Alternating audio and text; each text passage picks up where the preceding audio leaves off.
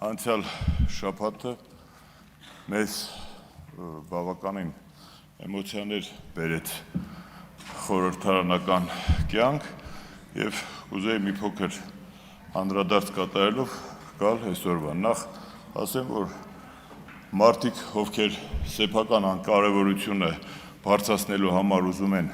կարևորում մեծ մարդկանց անուններ տալ, երբեք դա իրենց չի հաջողվում ուրիշների հաշվին իրենց ոչինչ լինելը բարձրացնելը։ Հետևաբար, երբ որ մենք մեջբերումներ կամ օրինակներ ենք բերում, պիտի աշխատենք մեր հագնուկ այդ օրինակները բերենք, որ հետո հանկարծ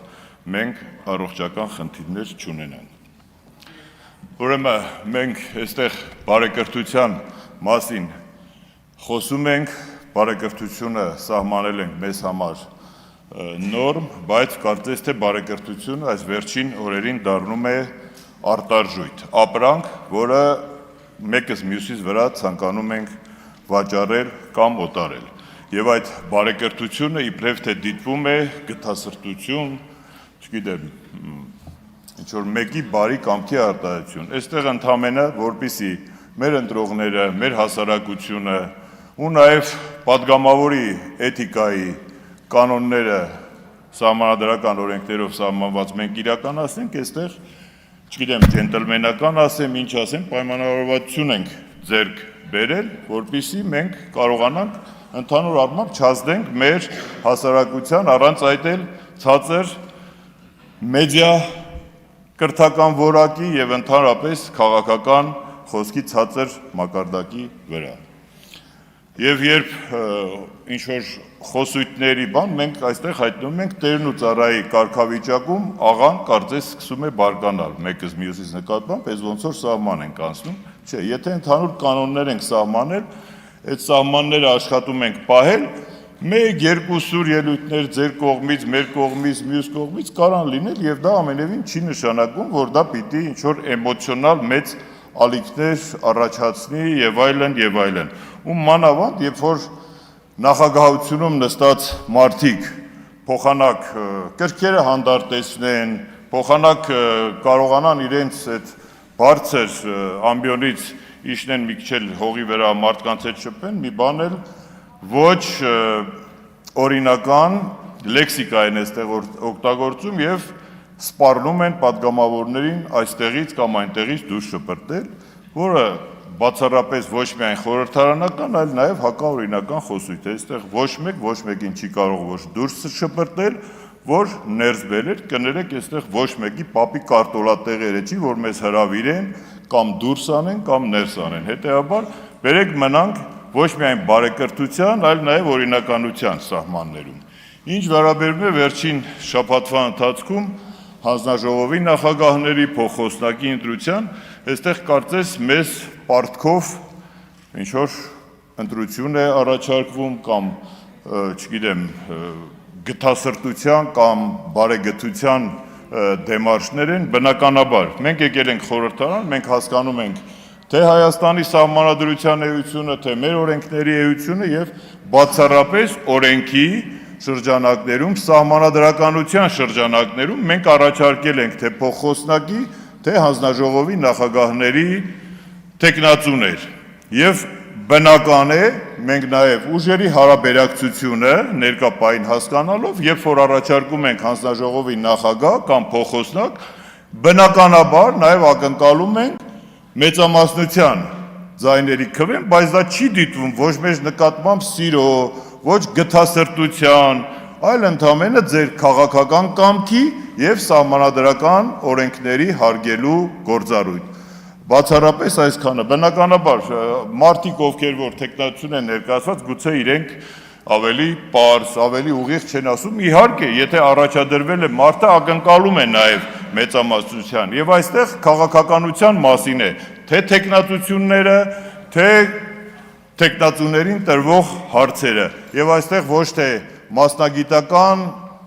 նեղ մասնագիտական, այլ ընդամենը կազմակերպական եւ ընդհանուր քաղաքական մասին է եւ ամենևին ու բացառապես կարեւոր չէ, թե տեխնացուն որքանով է համաձայն ներկայիս կառավարության որդեգրած այս կամ այն ճյուղում ունեցած վերաբերմունքին։ Բնականաբար, այստեղ քաղաքական տարբեր բևեռների մարդիկ են հավաքվել եւ ամենևին կարևոր ու պետք չէ, որ հակառակ թևի, ընդդիմադիր թևի թեկնածուն լինի կառավարության գծի մեջ։ Կարևոր է, որ այդ քաղաքացին թեկնածուն լինի սահմանադրականության, պետականության գծի մեջ եւ որով էլ մենք շարժվում ենք թեկնածուներ առաջադրելիս։ Ինչ վերաբերում է Դավիթ Ղազինյանի թեկնածությանը, եթե ազգային ժողովը իր հանձնաժողովներ կազմավորելիս խորհրդի մեջ կոմպետենտ մարդիկ ունենալիս հաշվի առնում մարդկային որակները, մասնագիտական որակները, սկզբունքայնությունը, ապա բնականաբար եւ աներկբա պիտի իրենց ձայնը տան Դավիթ Ղազինյանի պես մարդկանց, որովհետեւ ելի եմ ասում, այստեղ որևէ մեկը չի ուզում մտնել ոչ ձեր քաղաքական գծի մեջ, ոչ էլ դուք եք ուզում մտնել մեր քաղաքական գծի մեջ, այստեղ խնդիրը սկզբունքների մասին է, այստեղ խնդիրը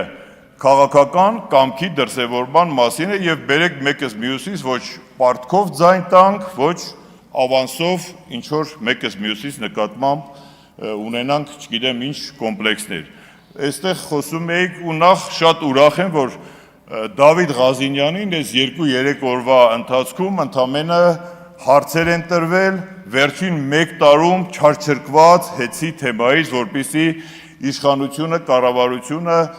ապօրինի գույքի խլման գործընթացը բերի հանրային ընկալման դաշտ, հարցերը տրվում են ինչ որ հեծի հետ կապված եւ այլն, հեծի թեման այնքան շահարկվել, այնքան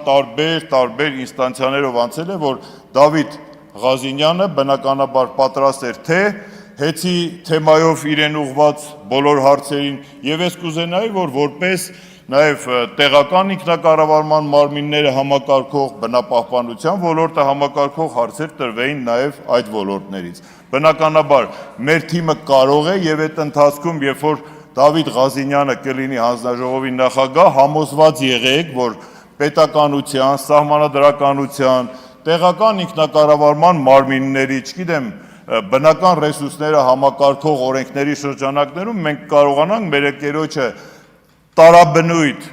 օրենսդրական նախաձեռնություններով այդ հանձնաժողովը այնպես ծանրաբեռնել, որ ազգային ժողովը գուցե մի նստաշրջան զբաղվի զուտ այդ թեմաներով։ Ես ուզում եմ, որ էլի մեկ անգամ եւս ասեմ, որ այստեղ ազգային ժողովը զուտ անձնական վիրավորանքների, մեղադրանքների, մեկս մյուսի նկատմամբ ինչ որ մաղձի ու սուր սրամիտ երևալու վայրը չի, որովհետև հասարակությունը մեզանից ունի ակնկալիքներ, հասարակությունը մեզ այստեղ ուղեգիր է տվել ոչ թե մեկս մյուսի նկատմամբ առավելություն արձանագրելու, այլ մեր ժողովրդի, մեր երկրի կյանքը դեպի դրական փոփոխություններ տանելու ուղղությամբ։ Շնորհակալություն։